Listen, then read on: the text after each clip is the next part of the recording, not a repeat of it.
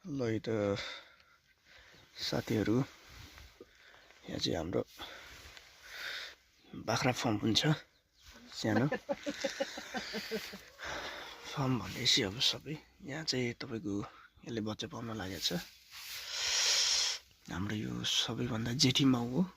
अनि यसले चाहिँ बच्चा पाउन लागे अवस्था अनि हिटा ल्याउन मिल्दैन यहाँ अरूले पनि टेक्लान् यताउता आगो सल्केलाई यहीँ कुकरमा प्रेसर कुकरमा कोइला हालेर चाहिँ सेक्दैछौँ है यसले चाहिँ तपाईँको अहिले हाल चिसो छ चिसो मौसम त्यही भएर यसले चाहिँ लगभग पाउन लागिसकेको छ यता